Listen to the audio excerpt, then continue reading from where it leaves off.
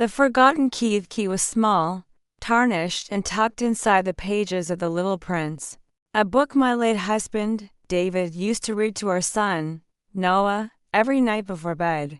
I found it on a rainy Tuesday, sorting through a box of David's things I hadn't touched since his death 3 years ago.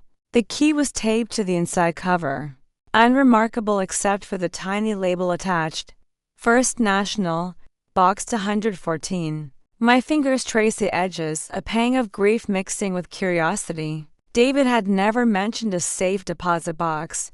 I sat on the floor of our cramped living room. The box opened beside me, Noah's soft humming drifting from his bedroom. At 12, Noah was a puzzle brilliant in ways I couldn't always predict.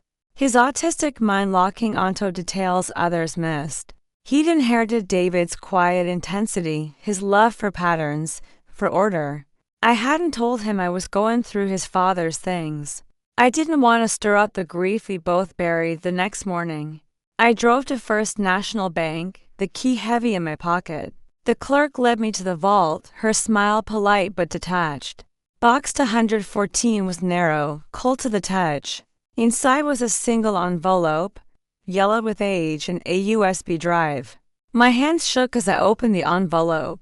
Inside were bank statements, emails, and a handwritten note in David's precise script. If you're reading this, Sarah, I'm sorry. I trusted him. Check the numbers. Him. My stomach twisted. I knew who David meant, Mark, his best friend, our family's financial advisor. The man who'd stood at David's funeral and promised to look after us. Mark, who'd managed our savings, our mortgage, Noah's college fund. I trusted him too because David had. Because he brought casseroles when I couldn't cook. Because he called Noah champ and never flinched at his long silences. I drove home, the envelope burning a hole in my bag. Noah was at the kitchen table, sketching circuit diagrams, his pencil moving in precise, rhythmic strokes. He didn't look up, but I knew he sensed my tension. You're late, he said, his voice flat. Bank stuff, I said, forcing calm. Found something of Dad's. His pencil stopped. What? I hesitated. Noah didn't handle change well. And this wasn't just change, this was betrayal, maybe worse. But his eyes met mine, clear and steady, and I couldn't lie. A key to a safe deposit box. There were papers inside. About money. He tilted his head, processing. Show me. I spread the documents on the table. Bank statements from our joint account, the one Mark managed after David's death. Transfers, dozens of them, to an account I didn't recognize. Emails between David and Mark, dated months before the accident. David questioning discrepancies. Mark's replies smooth and evasive. The last email was from David. I know what you're doing. Stop, or I'll tell her. 3 days later, he was gone, a car crash on an icy road. I'd never suspected anything but bad luck. Noah scanned the papers, his eyes darting over numbers and dates. He took $92,000, he said, not looking up. From the college fund. From your retirement. From Dad's life insurance. I stared at him, my heart pounding. How do you? I remember the account balances. You showed me last year. These are lower. He tapped the statement. He moved it to this account. Routing numbers fake. Shell company. I felt dizzy, the room tilting. Noah. How do you know that? He shrugged like it was obvious. I looked up routing numbers once. This one's not real. It's a front. I sank into a chair, my mind racing.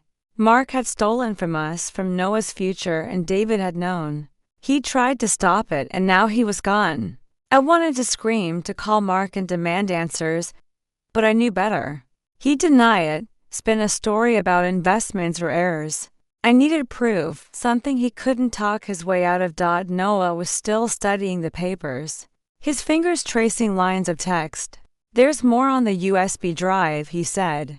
Plug it in. I grabbed my laptop, my hands clumsy.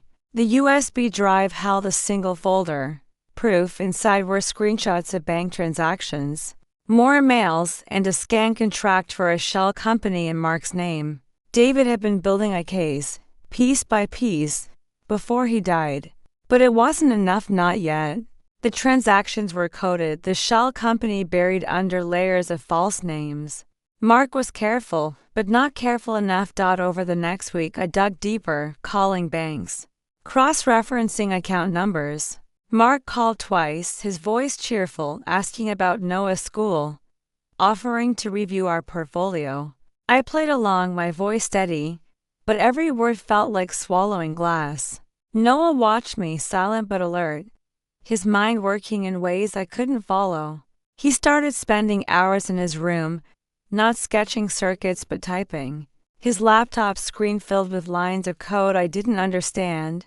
"What are you doing?" I asked one night, leaning against his doorframe. "Finding things," he said, not looking up. He didn't cover his tracks, I didn't press him. Noah's focus was absolute, his memory a steel trap.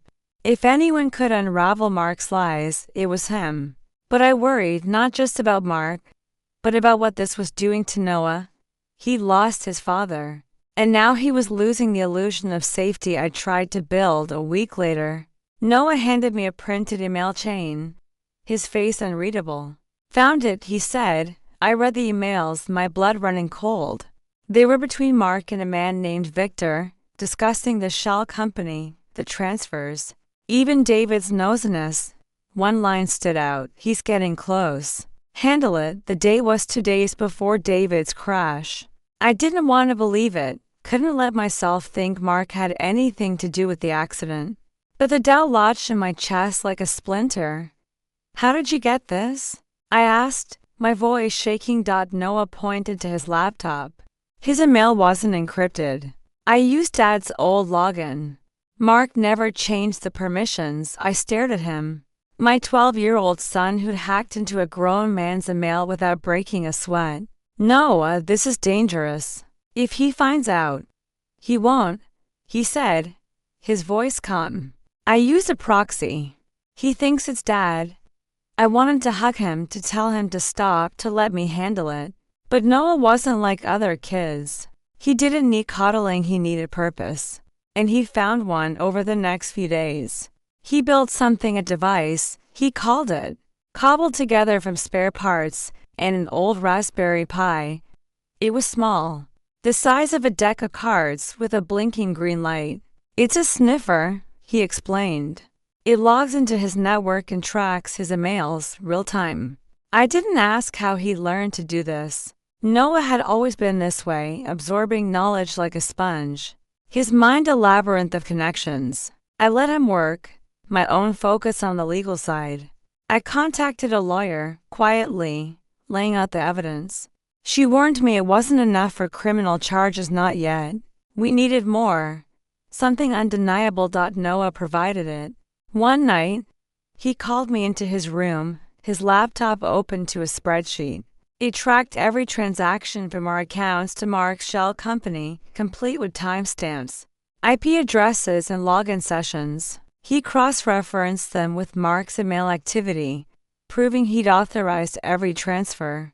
But the real bombshell was a second file, a video, grainy but clear, of Mark meeting Victor in a parking lot, handing over a flash drive. Noah had hacked into a nearby security camera, pulling the footage before it was overwritten. "How?" I whispered, staring at the screen. "Public cameras aren't secure," he said, like it was obvious. I saved it to the cloud, encrypted. I didn't know whether to be proud or terrified. My son, my quiet, brilliant boy, had outmaneuvered a man twice his age. But this wasn't just about money anymore. Mark had betrayed us, maybe worse. I couldn't shake that email. Handle it. The next morning, I called Mark, my voice steady. "We need to talk about the accounts." He laughed, smooth as ever. "Sarah, you worry too much. Everything's fine. I'll swing by tomorrow, go over the numbers." "No," I said. "Now." He showed up an hour later, his suit crisp, his smile tight. Noah was in his room, the door cracked, his laptop humming. I led Mark to the kitchen, the envelope and USB drive on the table. "What's this?" he asked, his tone light but his eyes sharp. "Proof," I said. You stole $92,000 from Noah's college fund. From our savings. David knew, didn't he? His smile faltered. Sarah, you're upset, I get it. But this is a misunderstanding.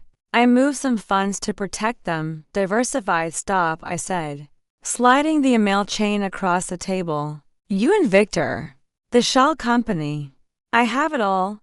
He froze, his face pale. Where did you get that? I didn't answer, just held his gaze. He stood, pacing, his charm unraveling.